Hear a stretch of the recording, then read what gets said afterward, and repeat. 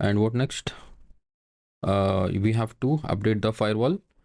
Let's keep a 22 for 22 should be open, because our automation script need 22 a port to, in order to log into your Linode server, right? And remaining things 8000 and 5173 that we configured earlier, firewalls. If you go to this firewalls and click Mart Live firewall, let's keep this 22, but we don't need this backend front end, this one 805173, right? Let's delete, and this one also delete, save it. Right now we only have 22, but 80 port should be open, which is the default port number. If 80 port is not open, then you will not be able to access your website. Okay, so 80 is the default HTTP port number. Let's go to, let's add an inbound rule. Go to the preset, go to HTTP. Okay, for for HTTPS we need this one also. We'll see that later. Okay, so this is HTTP, and protocol will be TCP, and sources will be all IPv4, all IPv6 except, and add rule. Okay, so now make sure you click on this saves changes. All right, next, these two things are removed and 80 is added, 22 is there. Okay, now let's try to go to IP address without any port. Okay, you can see it's working without the port, right? See, if you just go to admin, I mean this admin,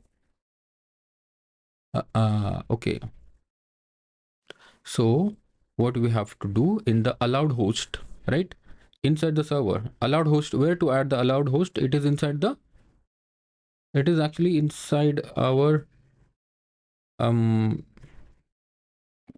where is it? .env.docker, right? Let me clear it. cd backend, okay, nano.env.docker. Okay, so here we have allowed host. So here what I'll do, I'll just say backend. Okay, so I'll just say backend. Okay, save it. And how this backend will work, because if you look at this one, where is it? Yeah, in the conf. So this backend will automatically resolve. Okay, so this backend will automatically resolve with the domain name or the IP address. Okay, so that backend should be there. And now docker compose down. Okay, let's say docker compose down.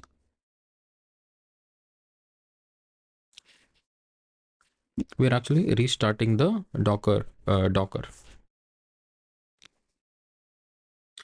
compose down, and docker compose up --build -d. All right, so now if I refresh, okay, so now I'm able to I can just create the super user and all that you can do. Okay, so now it is running from the IP address. Okay, no port number, nothing. Okay, so this is front end and this back end. All right, front end and back end is having one entry point now. Okay, now the next thing is to add the domain name and the SSL.